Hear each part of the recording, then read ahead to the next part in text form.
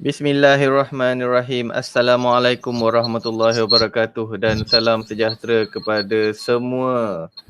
Selamat datang sekali lagi ke webinar kalau kita kata webinar progresif bersama. Jadi pada hari ini kita akan membincangkan subtopik ataupun cara ataupun gaya penulisan untuk bab 5.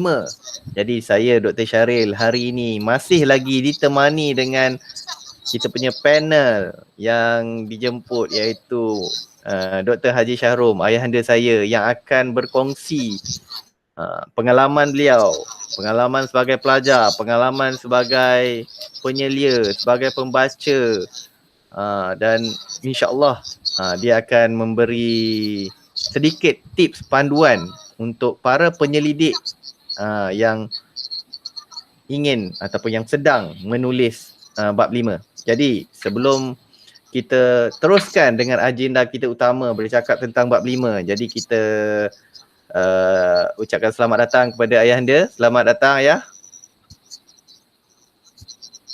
Okey, selamat datang. Assalamualaikum warahmatullahi wabarakatuh.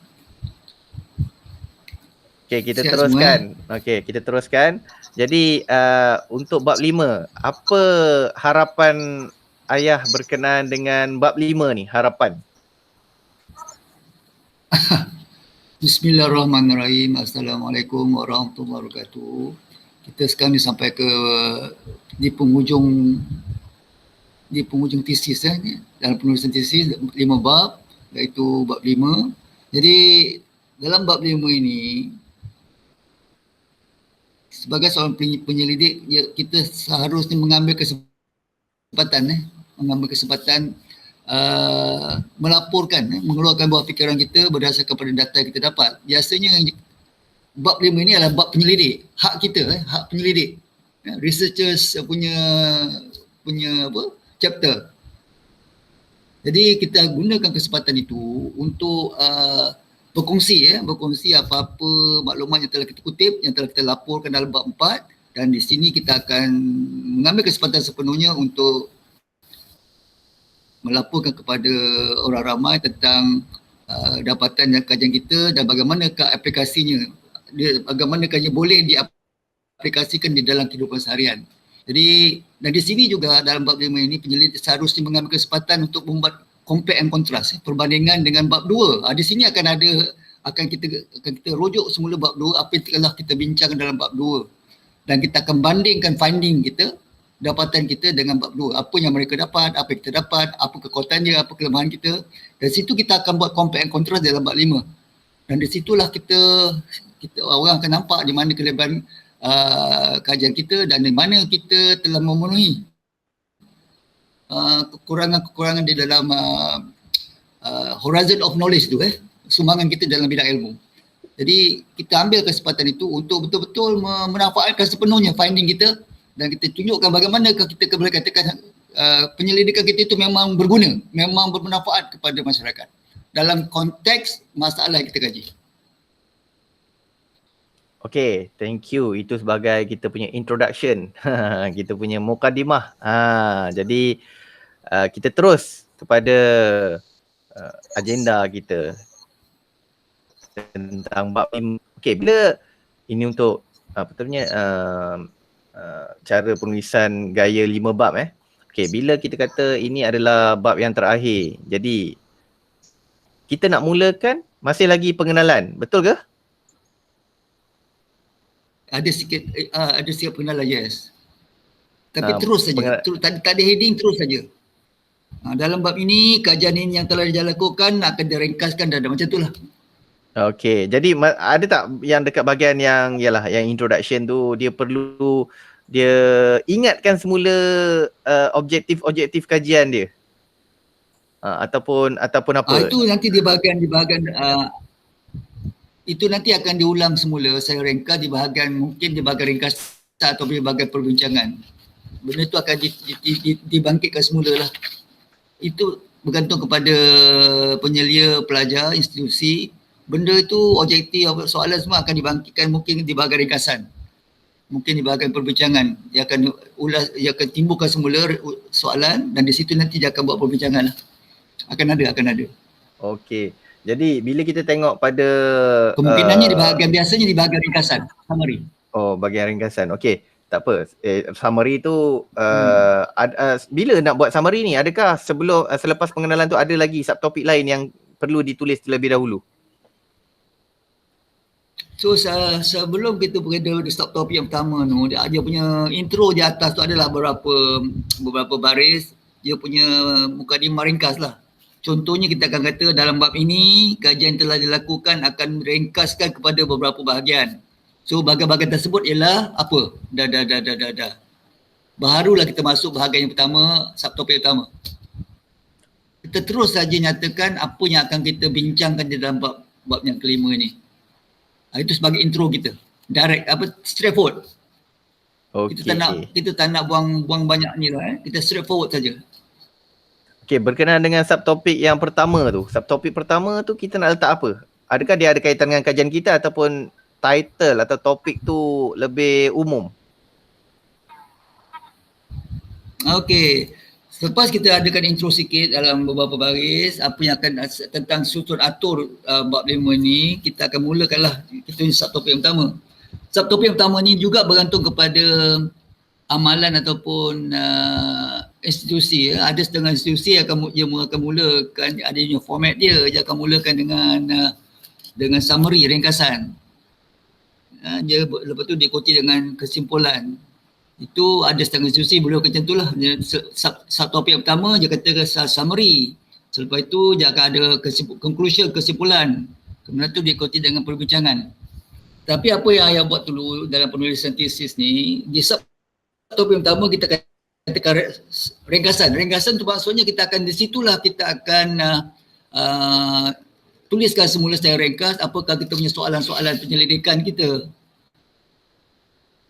Oh, ringkasan tu maksudnya supaya nanti kita akan membantu kita untuk kita membuat perbincangan. Jadi apa yang ringkasan tu maksudnya rumusan ke?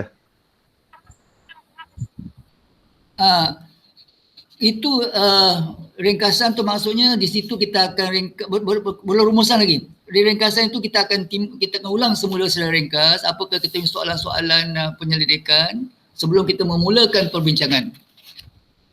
Jadi dalam subtopik yang pertama ni, saya namakan subtopik pertama sebagai ringkasan dan perbincangan.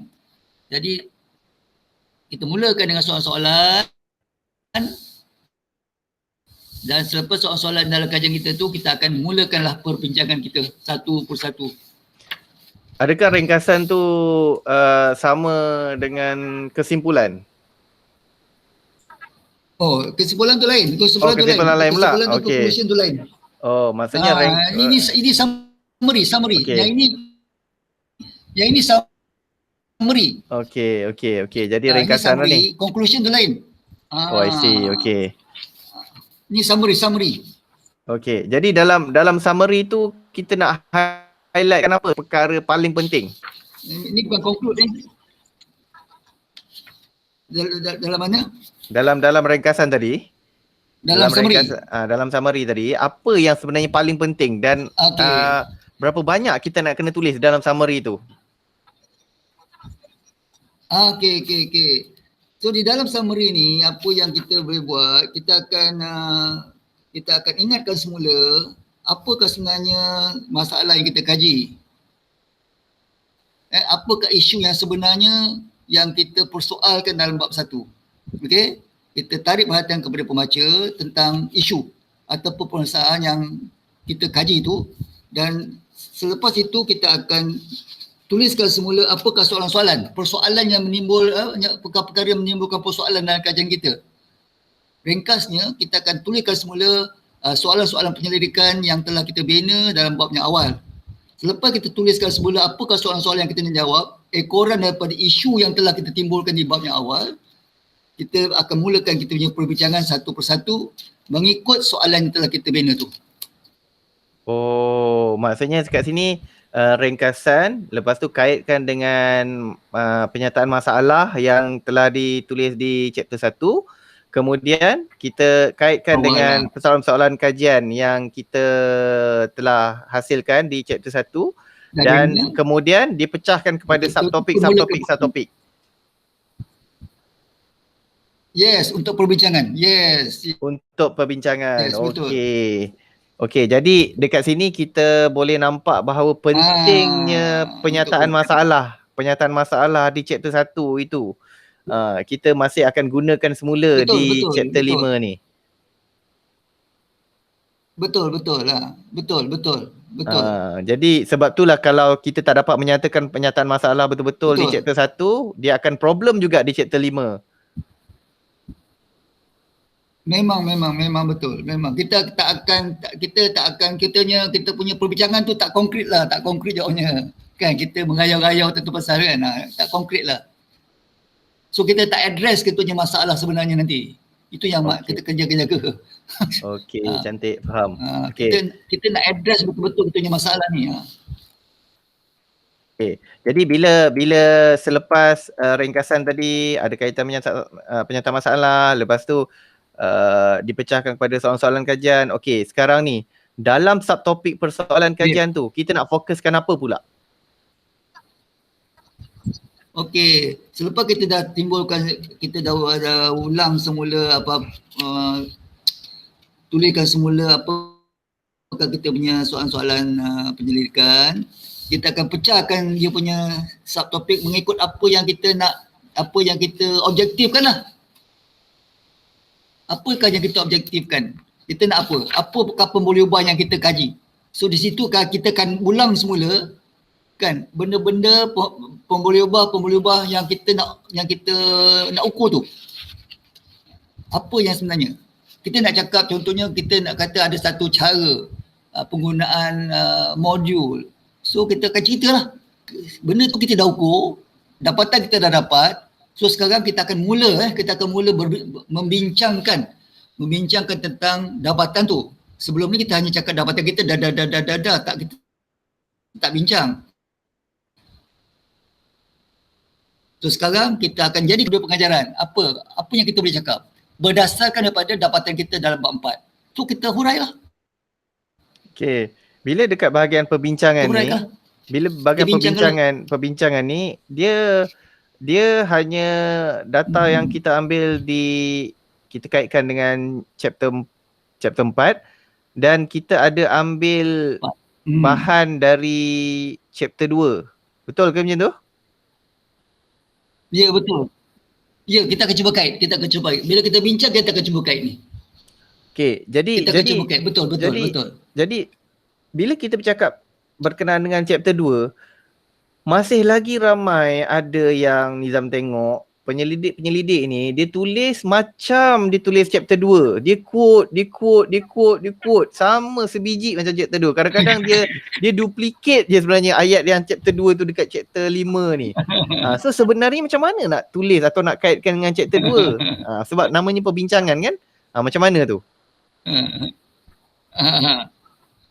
Okey. Yang sebenarnya dalam bab ni memang kita akan gunakan semula bab 2. Bab 2 tu adalah finding dapatan-dapatan dari penyelidik terdahulu dalam bidang yang hampir sama dengan pembolehubah yang kita ukur. Yang hampir sama. Cuma dalam kajian kita ni pembolehubah yang kita ukur tu tak ada. Tapi contohnya kaedah pengajaran. Ramai orang buat kaedah pengajaran. Kan? Tapi mungkin dalam kaedah lain, dalam mata pelajaran lain.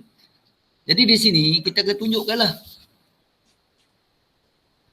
Kita akan tunjukkan apakah kita akan beritahu apa yang kita dapat dan kita akan bandingkan dengan apa yang penyelidik terdahulu dapat. Contohnya katakan penyelidik kita ukur satu kaedah. Kita perkenalkan satu kaedah, kita ukur dia punya kebaikan, kekuatan. Katakan mata pelajaran fizik. Dalam mata pelajaran fizik ni kita dapati kalau kita gunakan modul instruction apa? Dari segi pencapaiannya apa? Baik. Ataupun ada peningkatan dari segi pencapaian pelajar. Bila kita gunakan kaedah ini di dalam matematik fizik. Macam mana pula bagi mata-mata pelajaran lain? Adakah kita dapat pattern yang sama ataupun kita dapat pattern yang berbeza? Contohnya kita buat kajian di peringkat tingkatan 4. Bagi fizik, kalau menggunakan kaedah yang kita sedang kaji sekarang, okey. Bagaimana pula bagi mata pelajaran lain, bagi pada peringkat tingkatan 4. Jadi di situ kita akan bincang lah, kita akan bincang. Akhirnya nanti kita akan tunjukkan bahawa kaedah yang kita sedang kaji ini sesuai untuk bukan saja pada fizik yang kita sedang kaji, tetapi ia juga boleh diaplikasikan kepada subjek lain. Di situlah kita katakan kita telah menyumbang kepada mengisi kekosongan dalam bidang ilmu tu. Bukan kita mengulang apa yang orang dulu dapat, tapi kita tunjukkan bahawa benda yang kita kaji ini boleh boleh digunakan bagi subjek-subjek yang lain, contohnya, ataupun bidang-bidang lain. Kaedah yang kita gunakan ni, itu dia. Bukan salin bulat-bulat, tak. Kita buat compare and contrast. Apa kekuatannya, apa kelemahannya. Itu kita kena bincang. Mengapa kita kata kita lebih baik daripada yang terdahulu? Maksudnya ada pernyataan-pernyataan bersetuju ataupun maksudnya ialah kenyataan setuju dengan statement ni, kurang setuju dengan statement ni. Macam itulah ayatnya.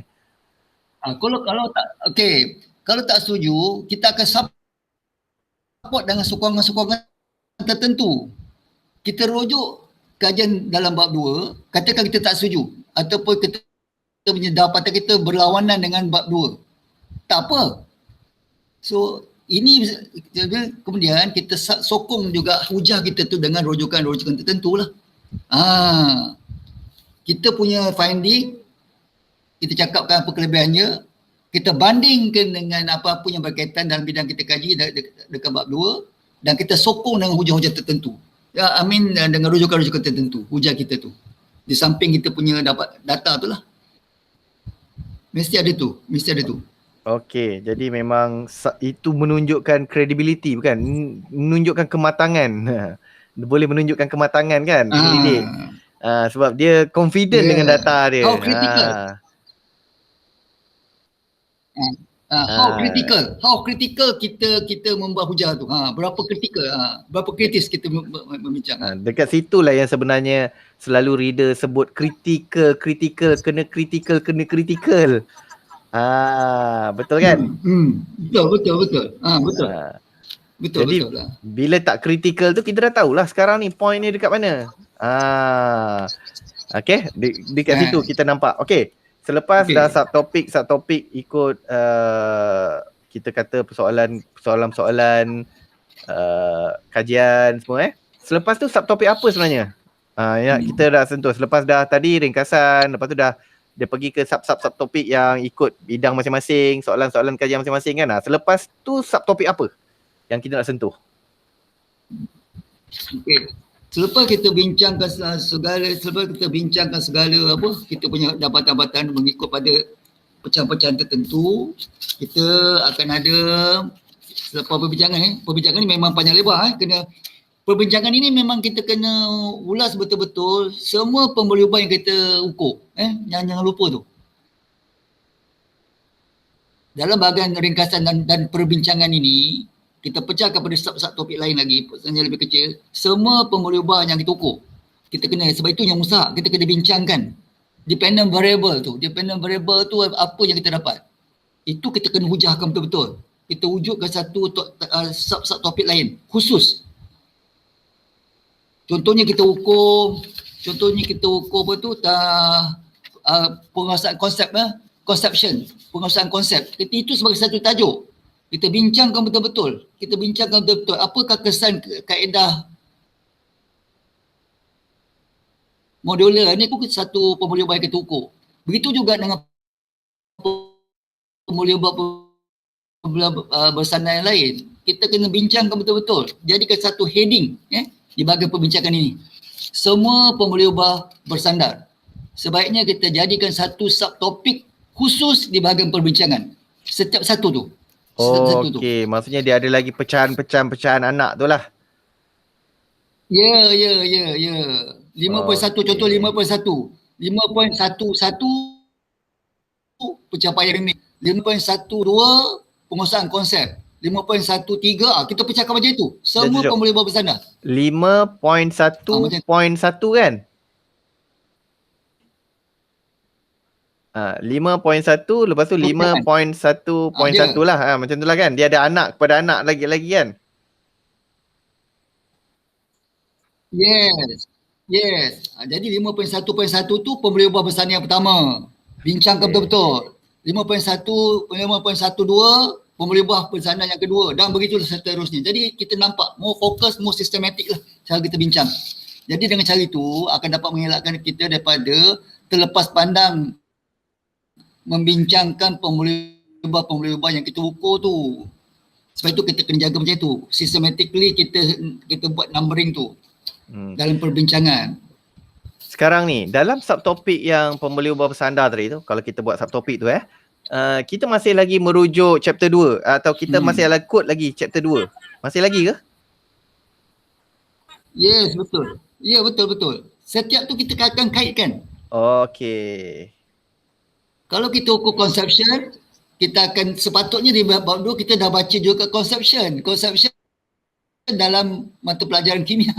Tapi kita buat konsepsi dalam mata pelajaran fizik. So apa? Dalam fizik kita dapat apa? Dalam kimia yang dapat apa? So apa kita boleh kata tentang kaedah ni? Dalam subjek matematik ada buat gunakan kaedah modular juga. Apa dia dapat? Pada level pelajar sampel yang sama umur dia. Apa dia dapat? So kita akan buat macam tu lah. Sama semua. Bagi semua pemboleh ubah bersandar tu. Okey. Jadi sekarang ni bila cakap tentang pemboleh ubah bersandar lagi sebagai contohnya. Kita kata perlu kritikal. Kritikal yang dimaksudkan tu boleh tak kalau kita mungkin kalau Nizam tanya pada Ayah, maksimum maksimum kau nak tulis kritikal ni untuk satu pemboleh ubah bersandar punya subtopik tu berapa banyak sebenarnya? Yang pernah pengalaman Ayah lah, yang pernah Ayah lalui sebelum ni. 30 pages untuk subtopik tu saja ke macam mana? Oh tak apa. Itu sebenarnya kita yang sebenarnya tak perlulah sampai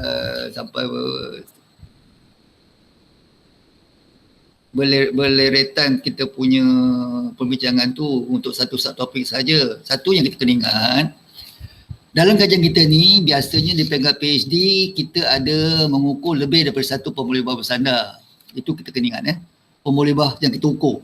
Bila kita kata pemboleh ubah yang kita ukur dependent variable, biasanya penyelidik akan membuat instrumen dia sendiri ataupun dia akan mengubah suai instrumen yang sedia ada. Jadi di situ bila kita kata kritikal bagi setiap pemboleh ubah yang diukur, dia kena beritahu kita bukan sahaja 1-2 rujukan dalam bab 2 tu dalam bab ini, tapi juga contoh katakan SPM. SPM ni ada berapa subjek?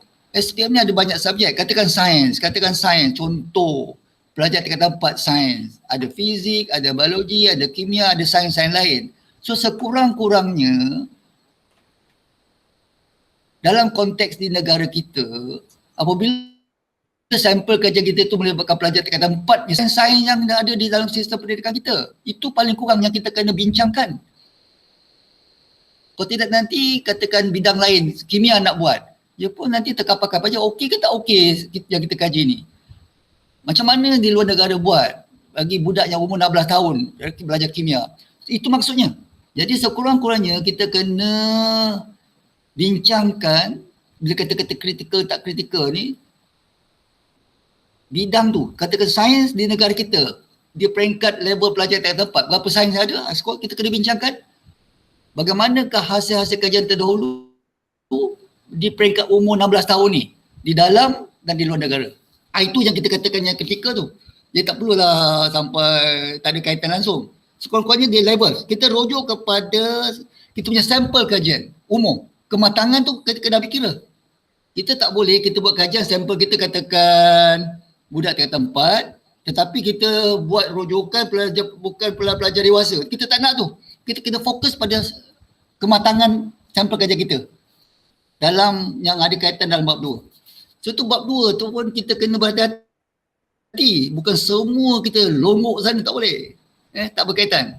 Kita sepatutnya fokus kepada umur sampel kajian yang kita gunakan. Itu akan lebih fokus lah. Lebih mudah kita bincang. Okey, jadi bila kata tentang chapter 2, kata longgokkan semua dekat chapter 2. Okey, bayangkan sekarang ni kita ada banyak rujukan dekat chapter 2. Literature kita banyak. Adakah kita perlu menggunakan Betul. kesemua rujukan yang kita dah tulis dekat chapter 2 dan kita hujahkan dekat chapter 5 ni ataupun macam mana? Okey. Dalam bab 2 tu memang ada banyak rujukan. Kita satu juga sepatutnya juga dalam bab 2 tu dia punya sub topik dia sama juga pattern macam sub topik yang kita nak bincang dalam bab 5 ni. Jadi kalau kita dalam bab 2 tu kita baca semua rujukan-rujukan tentang pencapaian pelajar di dalam kaedah modular ni. So nanti dalam bab 5 kita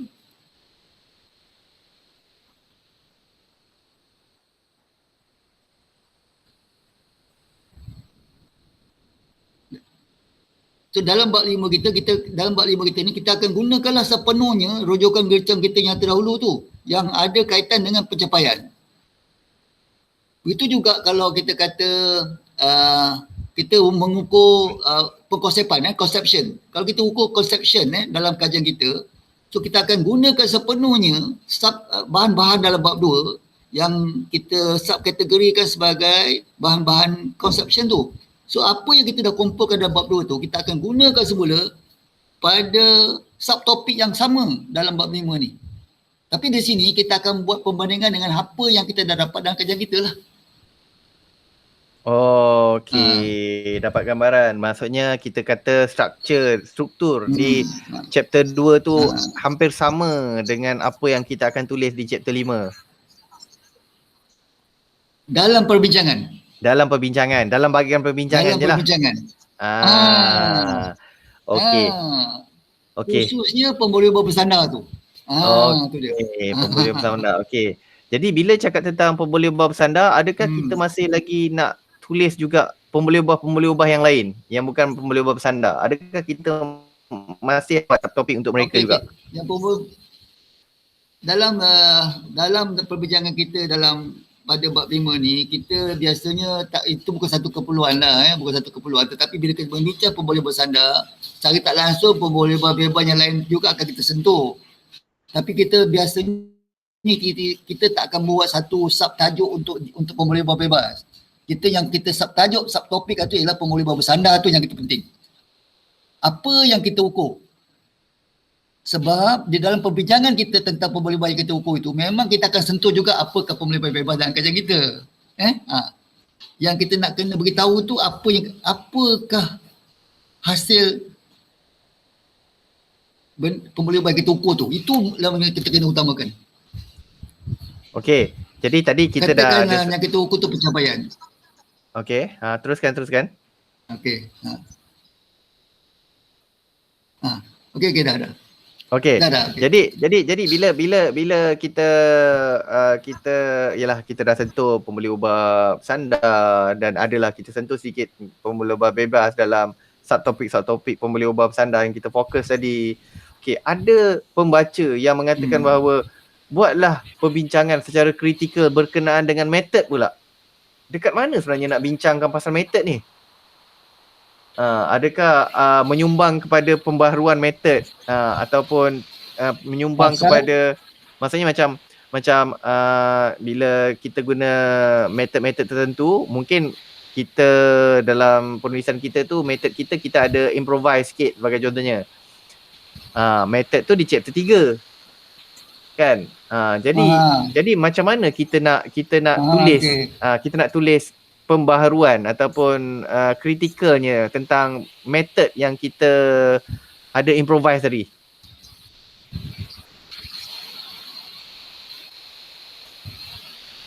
Okey, tentang bab 3 yang abang masukkan ni. Ya, bab 3. Sebab tadi kita banyak sentuh. Ya, kaedah penyelidikan. Kita banyak sentuh chapter 2 tau. Kita ada kodekan, kita setuju, tak setuju. Tetapi bila kita bercakap tentang metod yang kita guna, kita banyak tulis dekat chapter 3.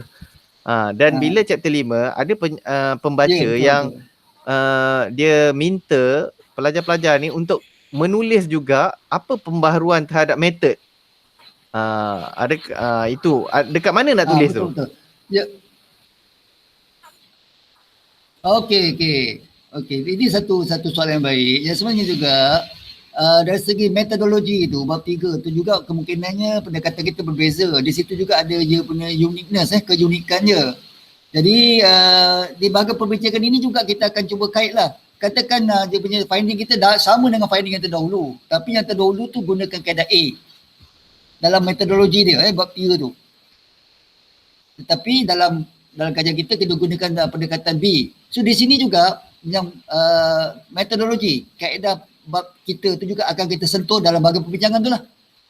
Apabila kita bincangkan setiap pemulihan bersandar yang kita ukur, selain daripada kita rujuk bab 2, betul, kita juga akan cuba timbulkan juga, sentuh juga dalam metodologi. Kita gunakan metod A, tetapi dalam penyelidikan terdahulu yang kita rujuk dalam bab 2 gunakan kaedah apa. So di situ kita tengoklah kita tengoklah flexibility dalam kajian-kajian ini dilakukan. Jadi metodologi itu juga boleh elok disentuh, betul. Elok disentuh di dalam kita punya perbincangan, betul.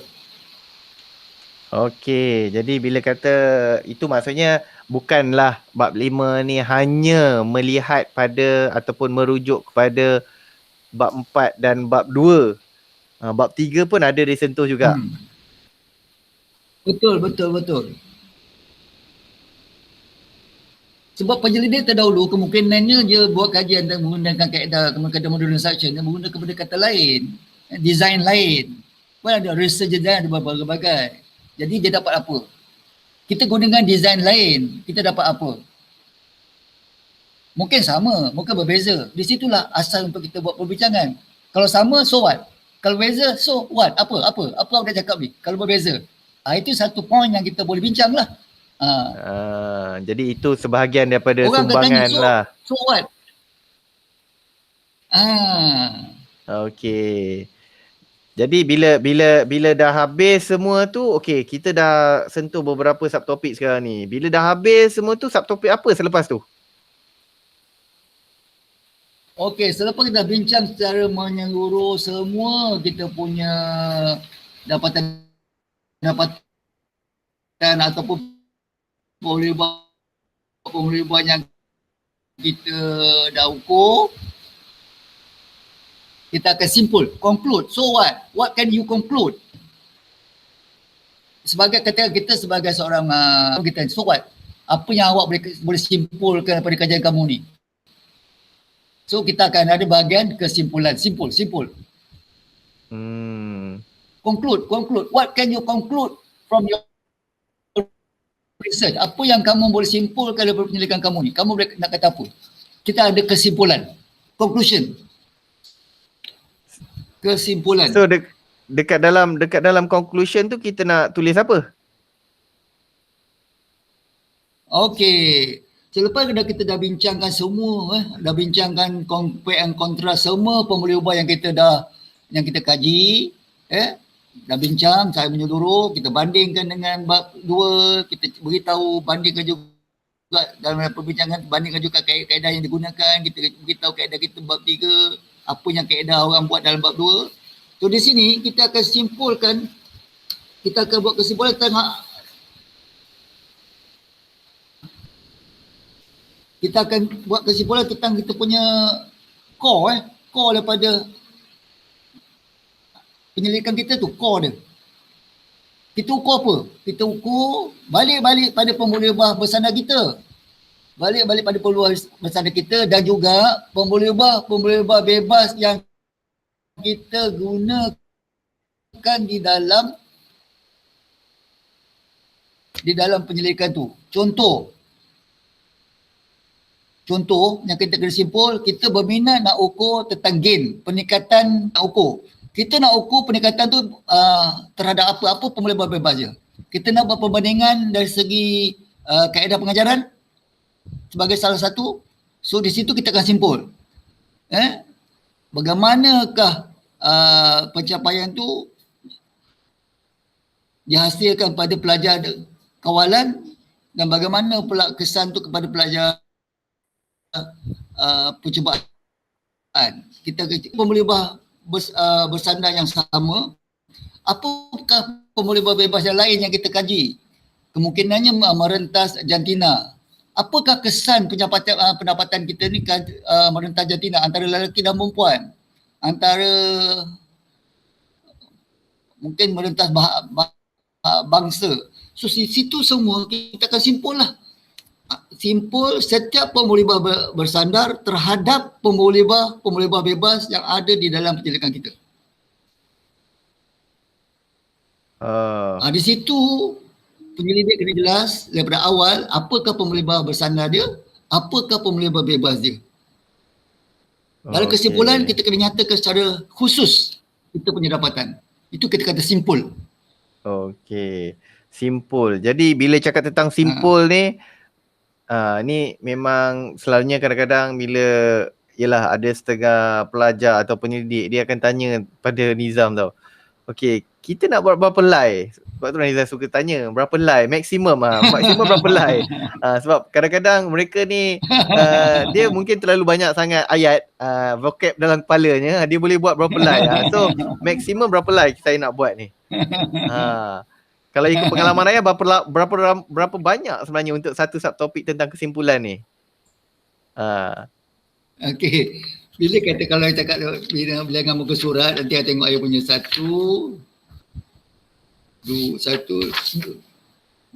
dua line aja.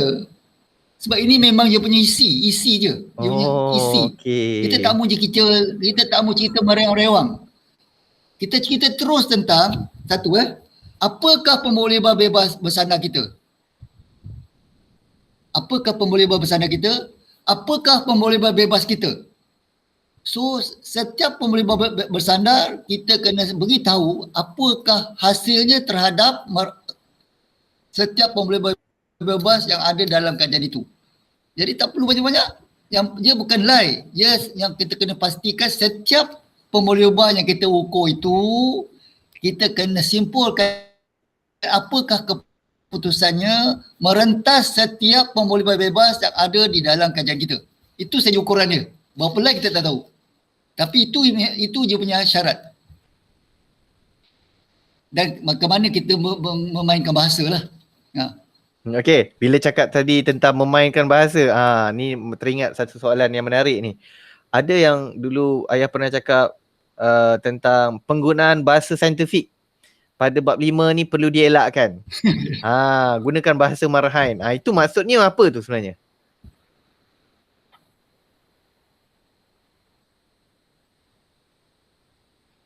Macam mana tadi? Maksudnya dekat chapter 5 ni kan, chapter 5 ni kadang-kadang ada lagi yang penyelidik dia masih lagi terbawa-bawa cara penulisan chapter 4. Dia tulis signifikan dekat dalam ni, ditulis ayat-ayat yang memang saintifik dekat chapter 5 ni. Jadi bagaimana kita nak tulis, sebab kenapa bila kadang-kadang dia ada tulis lagi ayat-ayat memang saintifik yang selalunya kita tulis dekat chapter 4, tapi dia masih lagi tulis dekat chapter 5. So itu macam mana tu? Okey. Yang sebenarnya yang bab 5 ni kita kalau boleh kita cuba bab 5 ni memang betul. Bab 5 ni memang bab penyelidik, memang hak kita lah, sebab data-data kita dah kita dan sebagainya memang bagi, tetapi kita harap apa yang kita buat ni lebih ramai orang faham lagi baik. Kita tak nak hanya penilai itu saja faham. Rugilah satu kajian yang baik hanya orang dekat kampus yang faham. Jadi bab 5 ni walaupun kita katakan inilah researchers punya bab, tetapi dalam bab 5 ni kita nak kalau orang layman baca, layman pun boleh faham apa maksudnya. Apa maksudnya kita nak sampai ni, apakah hasil dapatan kita ni yang kita nak kongsikan dengan masyarakat. Jadi di sini kita gunakan bahasa yang terlampau yang sampai orang tak faham. Contohnya cakap macam ni saya ambil satu contoh. Memang akan ada bahasa-bahasa yang orang pun tak tahu apa benda ni kan, tapi kebanyakan daripada isinya tu orang boleh faham lah. Contoh macam ni. Saya kasih satu contoh lah. Satu contoh ayat yang mudah. Maknanya orang yang bukan orang fizik pun boleh faham. Boleh faham. Ayat yang cakap dari segi satu contoh pemulibah bersandarnya merentas pemulibah bebas. Satu contoh. Abang dengar ni contoh yang macam ni. Salah satu je punya kesimpulan macam ni. Peningkatan pencapaian akademik pelajar. Peningkatan pencapaian akademik pelajar ni adalah ia punya pemoleban bersandar. Faham Faham Peningkatan pencapaian akademik, markah tu. Jadi peningkatan pencapaian akademik para pelajar yang mengikuti kaedah PB, menggunakan menggunakan MPK, itu adalah kelompok percubaan dalam pembelajaran mata pelajaran fizik adalah lebih tinggi dan signifikan dari peningkatan pencapaian akademik pada pelajar dalam kelompok kawalan. Simple language. Tetapi nak nampak teknikal tapi simple language. Kita kata kelompok eksperimen tu lebih baik, lebih tinggi markahnya daripada kelompok yang tradisional. Cuma di akhirnya tu kita terpaksa tak boleh elak. Yang mengikuti kaedah tradisional, berapakah nilai P dia, berapa nilai F dia dan sebagainya. Tapi ayat yang atas tu kalau awak dengar, simple. Ada kita nyatakan apakah pemolibah bersandar kita? Ada kita nyatakan apakah kita punya pemolibah bebas? Itu kita nak buat satu projek di masa-masa di peringkat negara, kita tahu, oh kaedah ini memang sesuai digunakan bagi apa? Menentas macam tu. Itu masa dia. Okey. Jadi bila cara atau gaya menulis yang lebih boleh dan mudah difahami itu lebih penting. Bukan nak menunjukkan kita ni PhD kena ayat-ayat yang memang bombastic, complicated. Supaya orang nampaklah kita punya ni level tinggi ni ayat-ayat ni. Hebat. Nampak hebat ni. Bukanlah macam tu kita tak nak tu. Kita nak supaya layman pun faham bahasa kita ni. Sebagai bahasa basic tu. Abang dengan satu lagi, kesimpulan yang kedua ni, masih lagi pemolibah yang bersandar, pemolibah bersandar yang sama tetapi merentas satu pemolibah bebas yang lain. Jantina pula. Tadi tentang kaedah. Kita compare dua kaedah. Satu kaedah modular, satu kaedah tradisional. Kita banding Ini jadi kaedah pengajaran tu sebagai pemolibah bebas kita banding. Apakah dia punya peningkatan markah dia? Yang kedua ni, kita juga bandingkan dengan pemolibah bebas jantina, lelaki perempuan. Di manakah kaedah yang kita perkenalkan ni baik? Sesuai pada lelaki ke sesuai pada perempuan? Siapa yang lebih dominan, yang lebih dapat manfaat dalam kaedah ini? Contoh, ini kesimpulan dia. Masih lagi pemolibah bersandar yang sama. Peningkatan pencapaian, peningkatan markah tu. Peningkatan pencapaian akademik pada pelajar lelaki dalam pembelajaran mata pelajaran fizik adalah tidak signifikan dari peningkatan pencapaian pelajar perempuan. Maksudnya apa? Kita cuba banding siapa yang dapat lebih manfaat dalam antara lelaki dan perempuan. Jadi di situ maksudnya sama ada lelaki atau perempuan tidak ada beza. Maknanya dua tu sama kesan dia. Kita ulas tu. Masih lagi pemolibah bersandar yang sama, peningkatan markah terhadap pemolibah bersandar yang lain, pemolibah bebas yang lain. Tu di sini benda-benda macam ni kita kena simpul sebab ini adalah variable dalam kajian kita.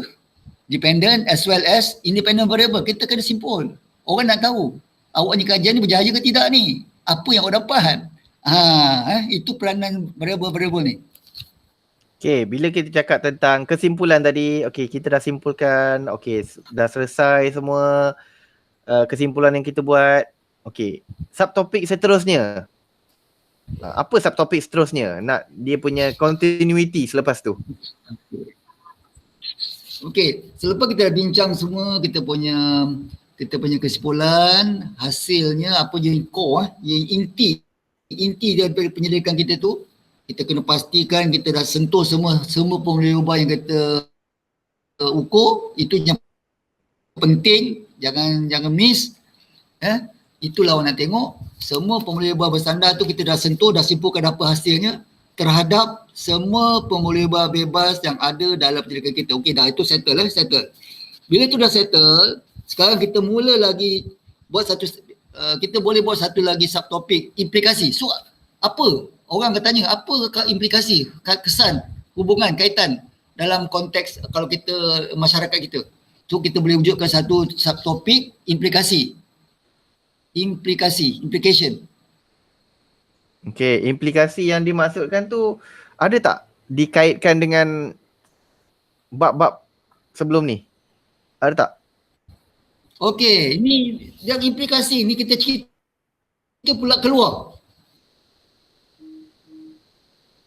daripada kajian kita dalam sistem pembelajaran. Ini kita cuba aplikasi kepada kehidupan seharian. Sekarang kita dah ada hasil, so orang akan kata tu apakah kesan kajian, apakah kebaikan, kekuatannya kajian awak ni dalam sistem pendidikan kita? Di manakah agaknya yang boleh mengubah, memperbaiki keadaan masalah yang kita sedang hadapi? So di sini kita akan bincanglah implikasi. Okey, implikasi tu ada Dekat kaitan bagi implikasi dengan ni. implikasi tu ada kaitan sumbangan ke? Tak Itu yes, boleh kita kata macam tu. Yes. Oh, boleh lah maksudnya. Maksudnya implikasi tu dia ada, boleh kita kaitkan dengan sumbangan lah. Sumbangan kajian kita ni. Ya, macam mana kita boleh memperbaiki keadaan semasa yang kita kata ada masalah ni. So di sinilah kita ceritakan. Okey, implikasi cadangan. Lepas tu kalau kita kata Di sinilah kita ceritakan ni. So di sinilah nanti orang akan nampak. Teruskan.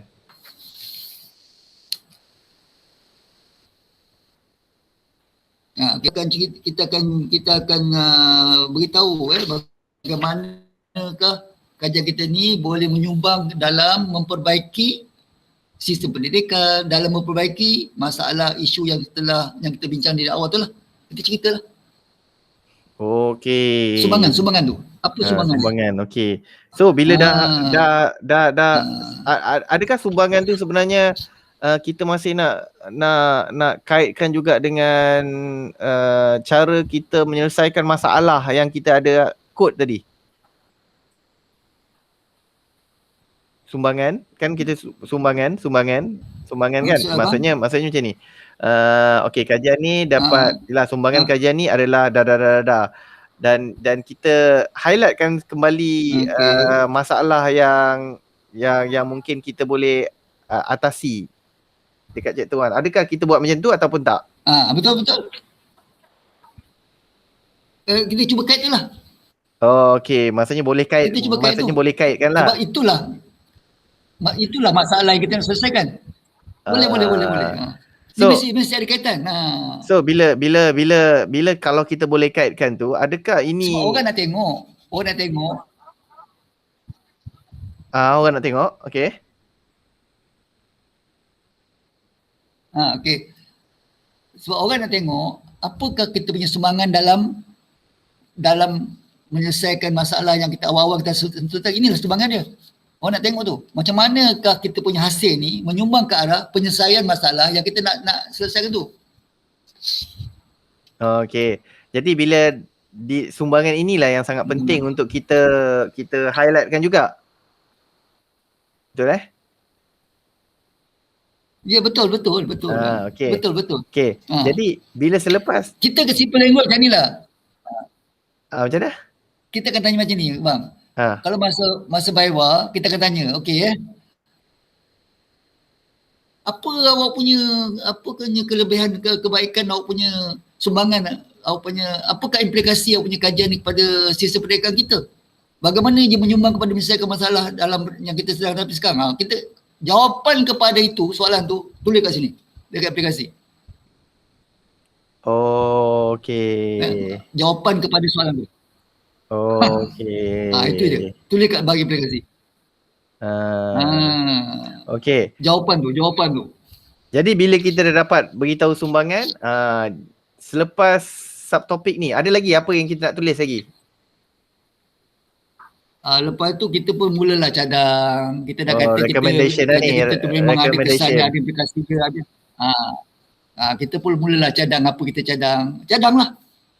Dan cadangkan kita itu memang ini hak kita. Kita punya cadangan tu bukan suka-suka.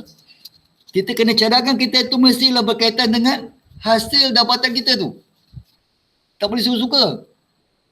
Kita kata ni adalah baik. Mengapa kita kata baik? Berdasarkan daripada dapatan kajian kita, kita dapati bahawa oleh sebab itu kita mencadangkan supaya itu je punya bahasa dia. Dalam kajian ini kita dapati bahawa ni, oleh sebab itu dicadangkan supaya apa? Macam tu. Mesti berkaitan dengan dapatan kajian kita. Tak boleh cadang suka-suka. Tak boleh cadang suka-suka. Okey, jadi bila cakap tentang cadangan pula, tadi kata cadangan, adakah dekat ruangan ini atau subtopik ini yang sebenarnya kita akan mencadangkan, contohnya macam kajian kita buat tentang kualitatif. Lepas tu kita mencadangkan penyelidik akan datang, dia buat kuantitatif pula. Adakah di subtopik ni? Okey. Boleh. Tapi biasanya begitu. Biasanya nanti selepas cadangan akan ada satu lagi subtopik, cadangan penyelidikan masa depan. Kita pecah. Mula-mula cadangan, kemudian cadangan penyelidikan masa depan. Itu kita akan masukkanlah mata apa yang abang cakap ni. Kita gunakan kaedah kualitatif, kita gunakan apa, sampel yang tingkatan 5. Itu di satu subtopik lain. Ayah asingkan. Oh, cadangan lain. Cadangan untuk kajian masa depan. Apa tadi?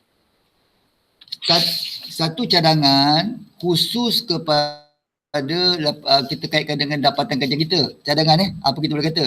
Satu lagi, kita ada satu subtopik cadangan tentang untuk future research. Cadangan untuk penyelidikan masa depan.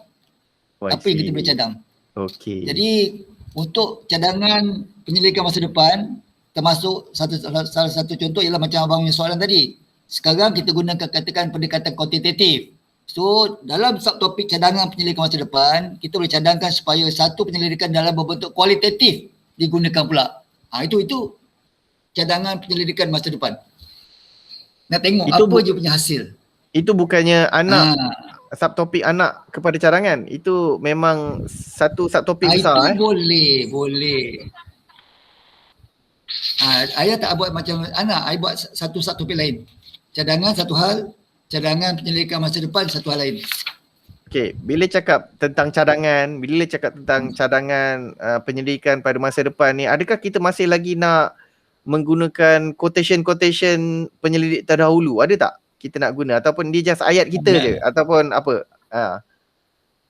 Ayat kita tak perlu. Di sini tak perlu lagi apa-apa quotation. Tak perlu apa quotation, tak perlu. Kita hanya cakap apa, kita hanya cadang saja. Tak perlu quotation lagi. Tak perlu quotation. Okey. Jadi bila cakap tentang cadangan ni, adakah kita selain kita bercakap tentang bidang kajian kita, adakah kita boleh bercakap tentang cadangan ini boleh dikembangkan lagi kepada bidang-bidang lain? Ke macam mana? Boleh ke buat macam tu? Kita kata itu takut mungkin itu ayat macam tu boleh pada setengah boleh menggerunkan. Cuma kita akan kata sebagai satu bentuk penyelidikan masa depan, kita boleh juga kita cuba menjalankan penyelidikan yang sama ini menggunakan pendekatan kualitatif. Macam tu saja. Ataupun kita menggunakan design yang berbeza. Contoh apa? Itu saja. Boleh. Okay. Tapi jangan sampai mengerunkan orang lah. Okey, kita patah balik dekat cadangan tadi kan. Cadangan, recommendation tadi sebagai contohnya kan. Ada sesetengah penyelidik, dia menulis mengikut cadangan kepada pihak A, cadangan kepada pihak B, cadangan kepada pihak C. Macam kepada KPM, kepada guru-guru. Dia macam itulah. Kita sesuai tak kalau kita tulis macam tu? Kita nak kata tu boleh, tak ada masalah, tapi dengan mesti ada kaitan dengan dapatan lah. Boleh. Kita mana dia sebagai salah golongan yang mendapat manfaat daripada hasil kajian kita. So kita boleh cadang lah. Kita hanya boleh cadang, kita tak boleh paksa je untuk laksanakan, itu saja. Contoh macam ni contoh. Macam mana kita cadangkan kepada institusi luar. Kementerian Pendidikan dan institusi-institusi pendidikan guru perlulah bekerjasama mengenai pasti objektif pembelajaran supaya dapat membantu penghasilan MPK. Macam itulah. Oh, macam tu je. Siapa yang berkaitan? Macam kita ni Kementerian Pelajaran lah ataupun institusi pendidikan guru lah, universiti. Maksudnya pihak yang mendapat manfaat lah ni. Ya, pihak yang ni. Stakeholder. Pihak yang mendapat beneficiary, faedah. Okey. Jadi lepas cadangan penyelidikan masa depan kan? To research. Yes. Okey. Jadi seterusnya selepas subtopik tu, apa lagi nak kena tulis? Selepas kita ada cadangan penyelidikan masa depan, kita pun habis. Oh, penutup lah. Kalau ayah tulis habis. Untuk bab 5 tak ada lagi. Untuk penyelidikan masa depan kita dah habis untuk tesis ni. Penutup tak ya? Penutup. Tak ada. Masa itu tak ada penutup lagi. Oh, so kalau mana-mana institusi nak adakan penutup itu rasanya okey ah. Oh, okey. So jadi, dalam buku yang saya rujuk ni pun dia tak ada. Oh, maksudnya itu je lah. Lepas tu habis lah. Tu. Kita selesai pada cadangan penyelidikan masa depan. Okey. Itu akhir tesis kita. Okey, jadi apa lagi yang subtopik penting yang mungkin boleh dimasukkan? Sebab rasanya macam dah sentuh kebanyakannya sebab dah nampak dia punya flow tu. Jadi itu je lah sekarang ni. Itu biasanya itu je standard. Kalau kita tengok ada buku yang rujuk ni lagi simple dia punya bab 5 ni. Dia ada summary, okey dia apa dengar dia ada summary, dia ada conclusion, dia ada discussion, dia ada suggestion for future research. Itu saja. Tapi bila kita terlepas sikit sangat kita punya subtopik ni, kita kena hati-hatilah dalam perbincangan kita. Takut ada benda yang kita terlepas. Ya, betul. Tertinggal. Kita terlepas. Nampak main. Tapi sebagai panduan, kita kena pastikan semua pembolehubah berstandar kita dan pembolehubah bebas kita yang kita dalam kerja kita tu mestilah disentuh di dalam bab 5 ni. Khususnya di dalam bahagian perbincangan. Itu sekurang mesti sentuh. Kalau tidak nanti memang kita ada masalah. Okey. Jadi bila tengok flow ni, bila Nilan tengok semua dah cantik dah ni. At least semua dah dapat gambaran setiap subtopik yang sebenarnya kita akan sentuh, perlu sentuh. Mungkin boleh dipertimbangkan untuk disentuh dekat chapter 5 ni. Jadi dah cantik semua dah kita dah sentuh dah ni. Jadi kita mungkin nasihat ayah kepada penyelidik yang nak menulis chapter 5. Apa sebenarnya yang mereka perlu buat persediaan? Apa yang mereka buat apa? Maksudnya perlu buat persediaan macam mana yang mereka perlu ready untuk tulis chapter 5 ni? Okey, terima kasih bang. Chapter 5 ni dalam format penulisan TC 5 bab memang orang kata tu penyelidik, chapter bab penyelidik. Apa maksud bab penyelidik ni? Bab penyelidik ni, apa yang kita katakan dalam tu orang pun tak berani nak kata salah lah. Bahasa-bahasa benda macam tu lah. Sebab apa yang kita bincangkan di dalam bab 5 ini, benda-benda yang kita dapat daripada data kita. Yang kita telah laporkan dalam bab 4. Itu satu data maklumat baru, satu maklumat baru. Jadi di dalam bab 5 ni memang kita bebas lah, boleh katakan bebas untuk cakap apa yang kita dapat daripada bab 4 tu, dengan syarat kita faham lah. Kita faham apa yang kita dapat dalam bab 4 tu. So kita bincang bab 5 ni. Jadi sebagai tambahannya, kita sebagai penyelidik kita ingat, kita buat penyelidikan untuk apa? Untuk apa kita buat penyelidikan ni? Untuk menyelesaikan ada isu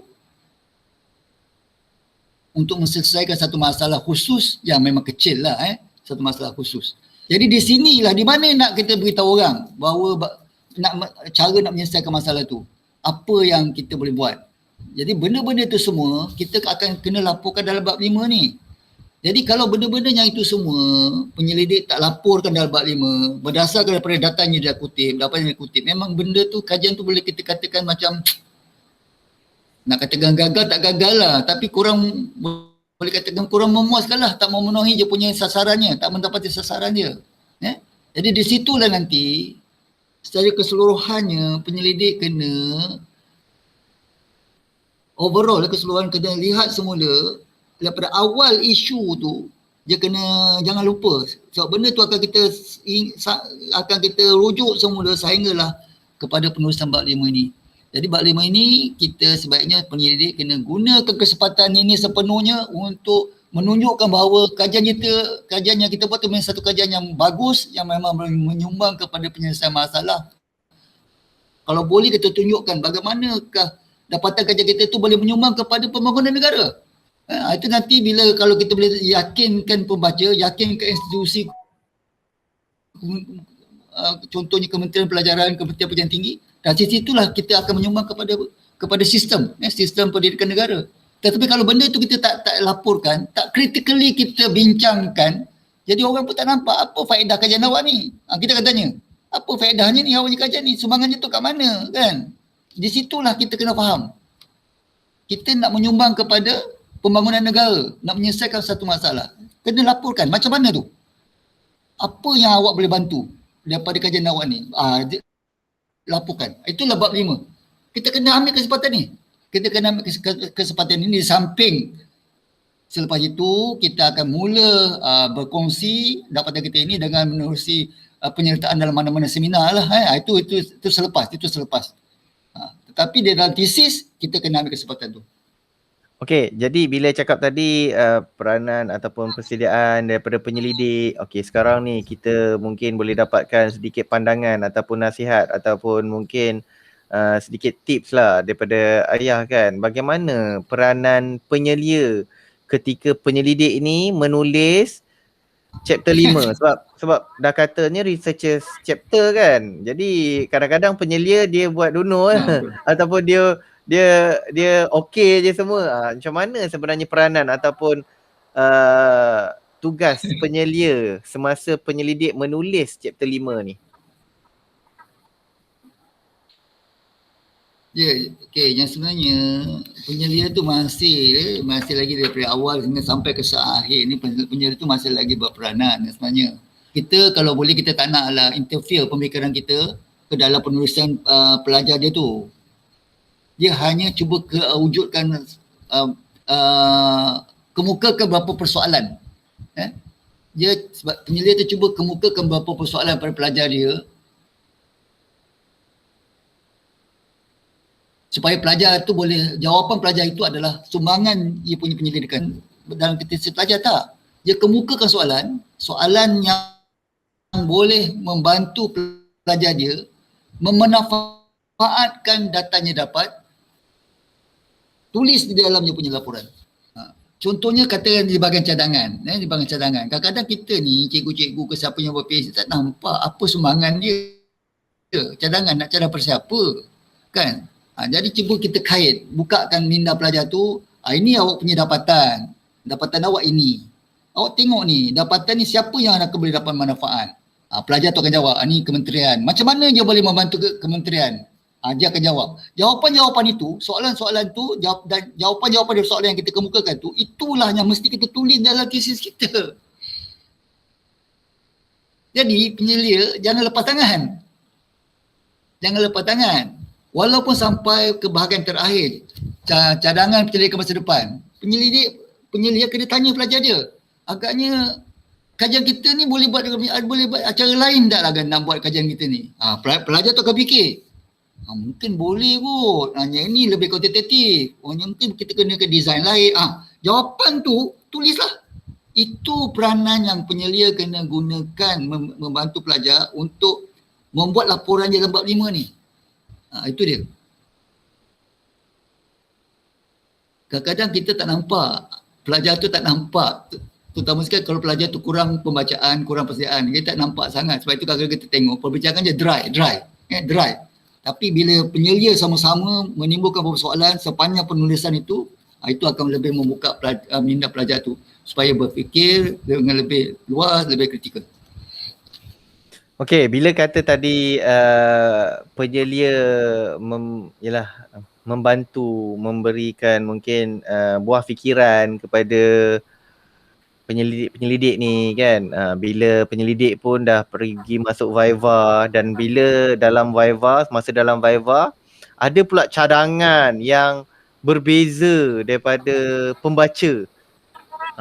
Jadi kadang-kadang cadangan tu macam penyelidik rasa tak kena dengan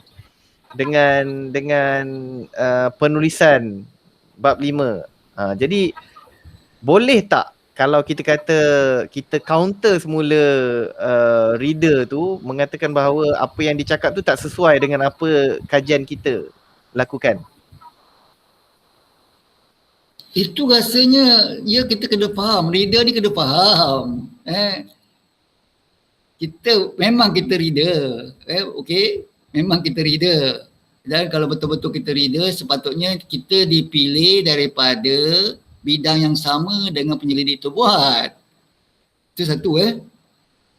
Itu satu. Adakah sekarang ni reader itu dipilih, dilantik daripada bidang kepakaran yang sama dengan penyelidik itu buat?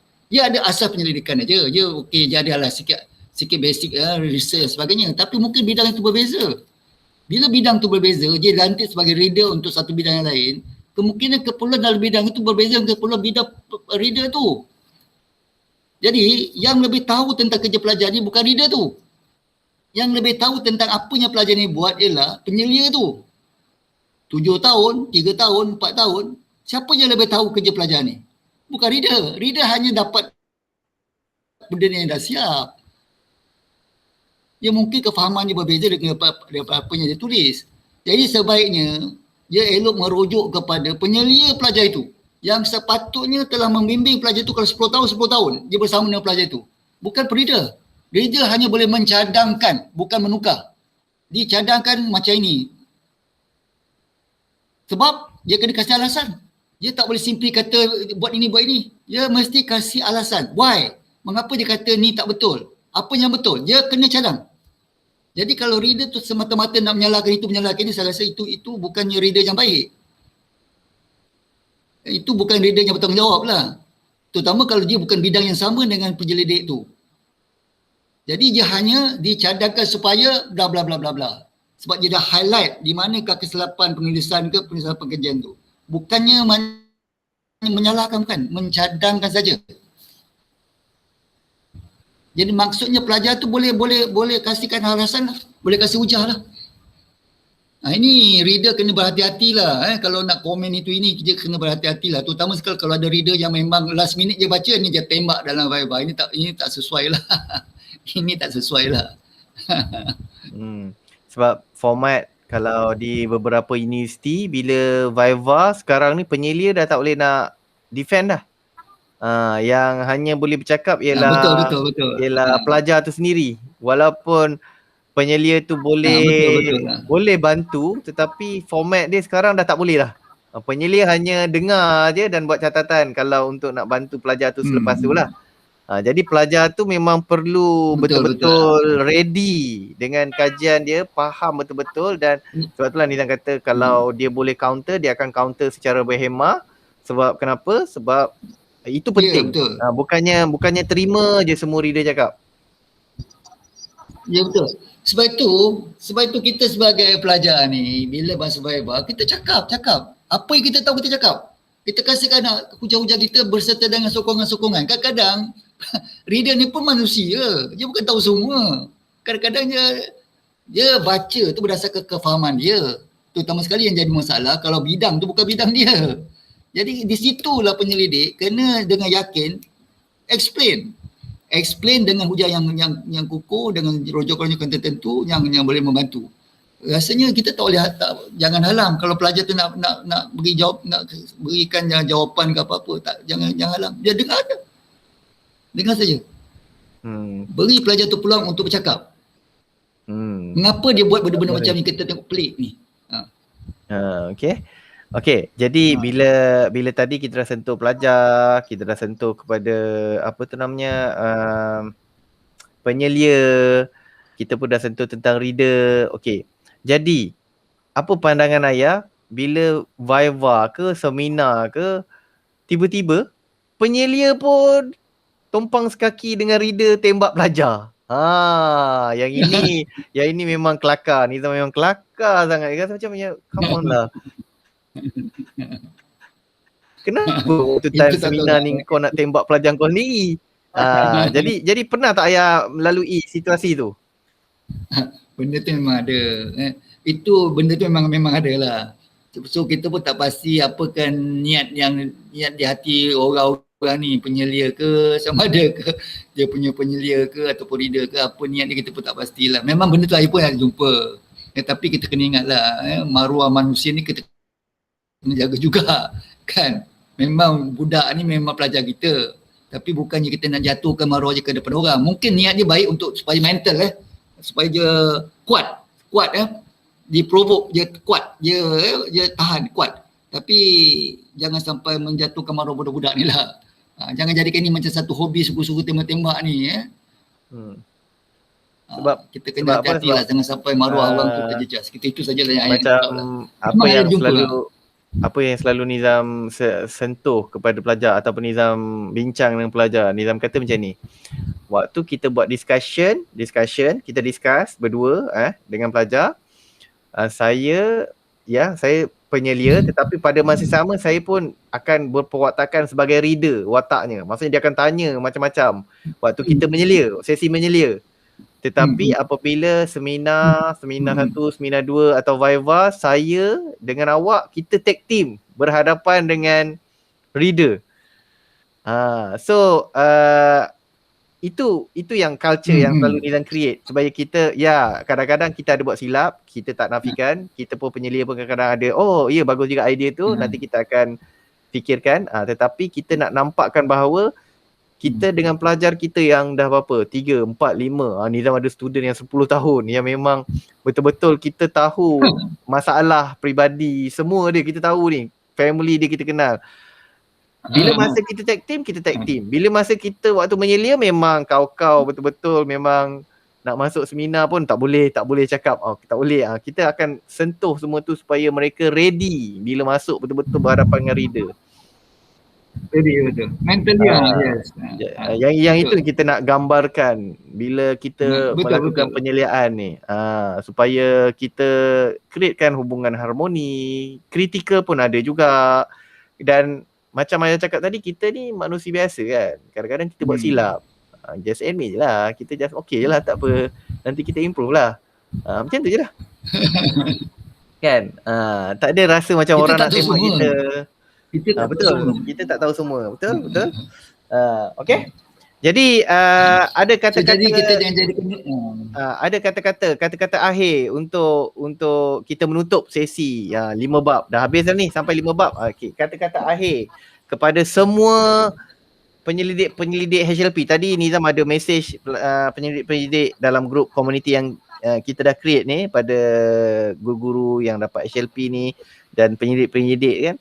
Jadi kata-kata akhir untuk mereka.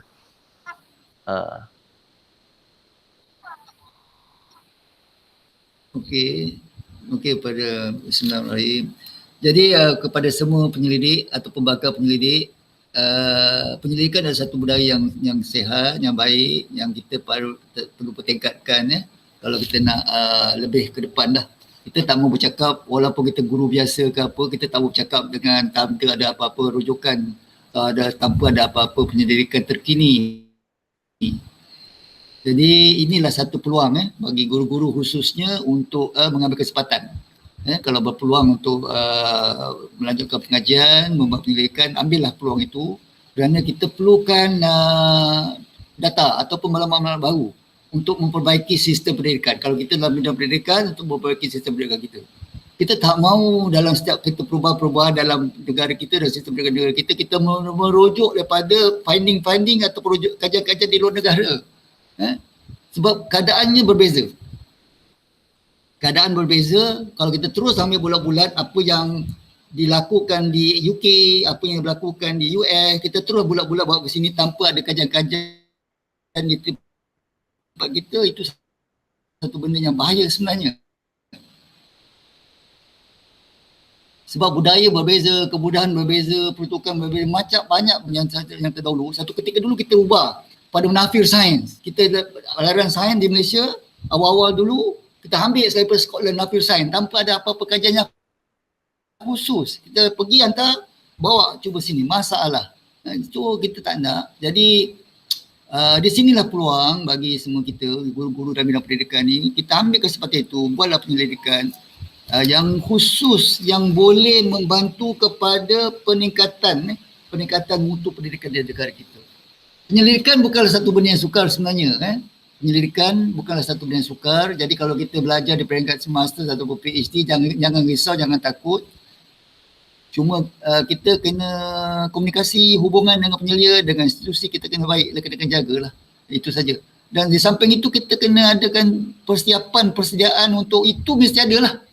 Kita tak maulah kita kata kita nak buat master, buat PhD tapi tanpa ada apa-apa persediaan. Tak boleh. Tak boleh. Sebab yang kita belajar peringkat master, PhD ni berbeza dengan dia peringkat pengajian peringkat undergrad lain. Undergrad ni kita lebih di swap, dia ada program apa, jadualnya tetap dan sebagainya. Yang ini bukan. Jadi kita punya cara pembelajaran dia tu dah berbeza. Walaupun berbeza, kita cubalah fahami mengapa berbeza.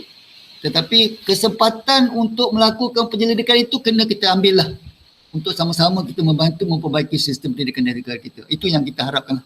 Supaya kita bercakap dengan dengan maklumat yang terkini. Untuk kebaikan sistem pendidikan. Itu yang kita kena ambil lah. Itu dia. Okey, jadi dengan kata-kata semangat, kata-kata harapan yang dikongsikan sebentar tadi, saya rasa berakhirlah penulisan dari bab 1 sampai bab 5, penulisan 5 bab ni. Okey, dan saya harap, Nizam haraplah kita dapat kongsikan manfaat ni kepada yang lain juga. Dengan video-video dari siri 1, kita sentuh bab 1, siri 2 kita sentuh bab 2, siri 3 kita sentuh tentang chapter 3, bab 3, bab 4 dan hari ni bab 5. Setiap subtopik yang kita sentuh ada rasional dan sebab, dan dia bukannya stand alone. Kebanyakannya memang ada kaitan antara satu subtopik yang lain. Jadi saya juga sebagai ahli akademik mengharapkan semua penyelidik agar faham penulisan akademik ni bukan macam tulisan menulis novel. Dia ada dia punya bahasa ataupun dia punya kita panggil adab dia. Kenapa kena chapter 1? Chapter 1 tu ada sifat dia, chapter 2 ada sifat dia, chapter 3 ada sifat dia, chapter 4 dan chapter 5. Ini untuk yang 5 bab kalau yang untuk yang bab ada buat DDR ke yang lain, itu mungkin ada tak pertambahan bab lah. Jadi kita kena faham elemen-elemen ni. Kita pun sebenarnya buat master ataupun PhD bukannya nak menyelesaikan masalah dunia, masalah negara kan. Jadi kita fokus kepada bidang kajian yang kita ingin lakukan. Jadi di kesempatan ini juga Nizam sekali lagi minta ataupun mengucapkan terima kasih kepada Ayah sebab dah kongsikan banyak ilmu-ilmu ataupun pengalaman Ayah tentang pengurusan ataupun penulisan akademik ni.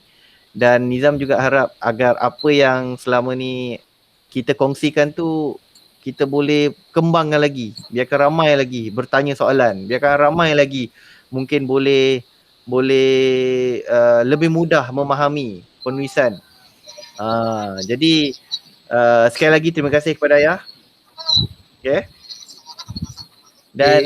Dan kepada sesiapa yang dah mengikuti dari siri 1 sehingga siri 5, jangan risau sebab kepada sesiapa yang dah tengok boleh isikan kehadiran nanti. Kita akan bagi link untuk dapatkan sijil, at least boleh dapat gambaran, dapat sijil ni. Dan sekiranya ada apa-apa persoalan boleh tuliskan di ruangan komen agar kita boleh bantu lagi. Apa lagi yang kita boleh bantu? Dan sekiranya ada cadangan ataupun permintaan terhadap nak buat topik ini, topik itu. Jadi boleh sharekan di bahagian bawah sebab sekarang ni dalam list ada yang minta buat action research pula. Jadi kita akan panggil orang action research untuk kongsikan dia punya cara penulisan tertentu ni. Okey? Jadi terima kasih sekali lagi ya. Dan saya harap saya bagi pihak sesi ini untuk webinar progresif bersama ni mohon juga maaf sekiranya ada tersilap kata ataupun mungkin ada berbeza pandangan dari segi penulisan. Jadi kita tak payah nak macam terlalu kita kata sebab masing-masing ada cara masing-masing sendiri dan setiap cara yang kita nak ketengahkan tu dia perlu dengan justifikasi dan sebab kenapa kita ingin tulis sebegitu. Okey, jadi itu saja untuk sesi kita pada hari ini. Sekian, terima kasih kepada semua. Thank you sebab sokong program ini dan insyaAllah kita akan bawa lagi beberapa siri yang lain dengan metod-metod atau kajian penyelidikan yang lain, kaedah penyelidikan yang lain untuk perkongsian bersama. Sekian, wabillahil taufiq wal hidayah. Wassalamualaikum warahmatullahi wabarakatuh. Assalamualaikum.